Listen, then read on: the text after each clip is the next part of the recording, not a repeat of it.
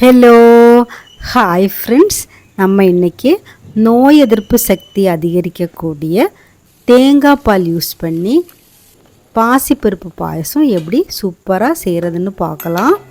First ஒரு அடிகனமான கடாயி 2 to 3 minutes நல்லா heat பண்ணிக்கோங்க. ஹீட் பண்ணி ஆஃப் பண்ணி வச்சிடலாம். ஒரு 100 grams பாசிப்பருப்பு எடுத்துக்கலாம். இது ஒரு ஃபேமிலிக்கு கரெக்டாக இருக்கும். ஒரு 4 டம்ளர் பாயசம் கிடச்சிரும், அதுவே போகும். இப்போ லைட்டாக இதுலேயே லைட்டாக 2 to 3 minutes நல்லா வதக்கிக்கோங்க. வதக்கி நம்ம பாயசம் பண்ணிட்டோன்னா அதுக்கு டேஸ்ட்டு ரொம்ப சூப்பராக இருக்கும்.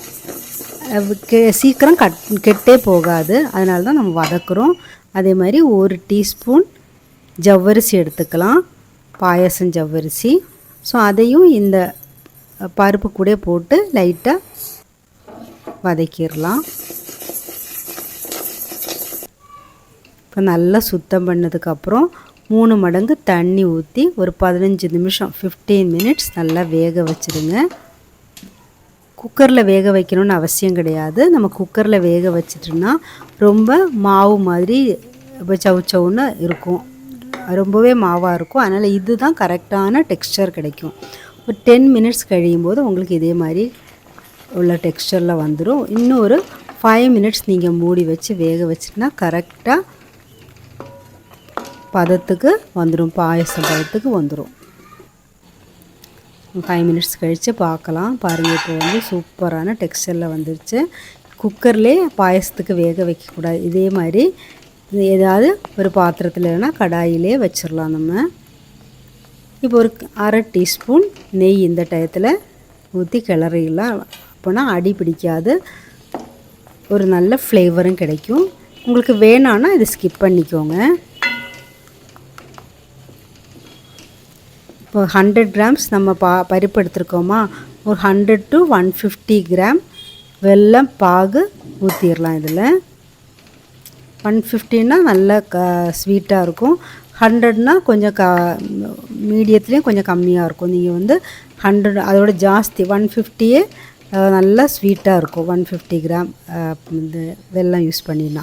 இப்போ ஒரு மூடி தேங்காய் துருவல் மிக்சியில் போட்டு நல்லா ஒரு 2 டம்ளர் தேங்காய் பால் எடுத்து வச்சுக்கலாம்.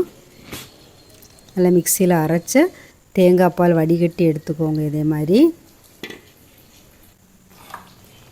இப்போ பாருங்கள், எல்லாமே வெல்லம், பருப்பு, ஜவ்வரிசி எல்லாமே நல்லா ஒரு டெக்ஸ்சரில் வந்துருச்சு.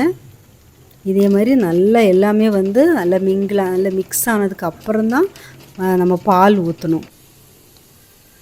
அப்போ தான் அதோட பாயசம் நல்லா திக்காக சூப்பராக இருக்கும். பாருங்கள், தேங்காய் பால் ஊற்றுனதும் நீங்கள் கிளற ஆரம்பிச்சிடணும்.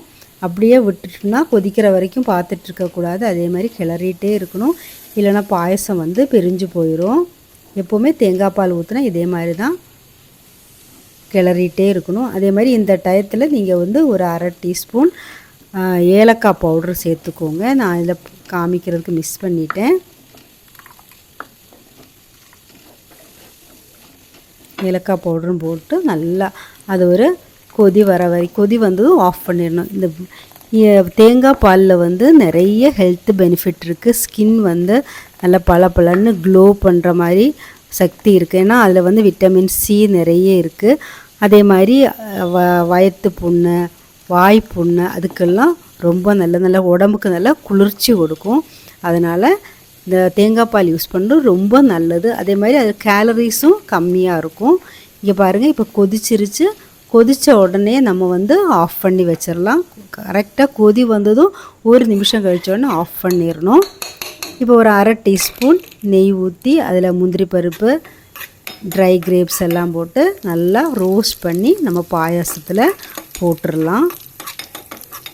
இந்த ஸ்கின் எப்போவும் மாய்ஸ்சரைஸ் கண்டென்ட்டாக இருக்கும். நீங்கள் தேங்காய் பால் யூஸ் பண்ண அது நோய் எதிர்ப்பு சக்தி, ஆன்டி ஆக்சிடென்ட்ஸ் நிறைய இருக்குது.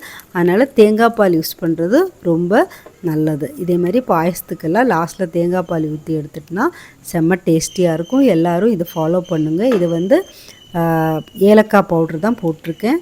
பாருங்கள், சூப்பர் டேஸ்ட்டாக இருக்கும். எல்லோரும் ட்ரை பண்ணுங்கள். பிடிச்சா ஒரு லைக் பண்ணுங்கள். தேங்க்யூ ஃபார் வாட்சிங்.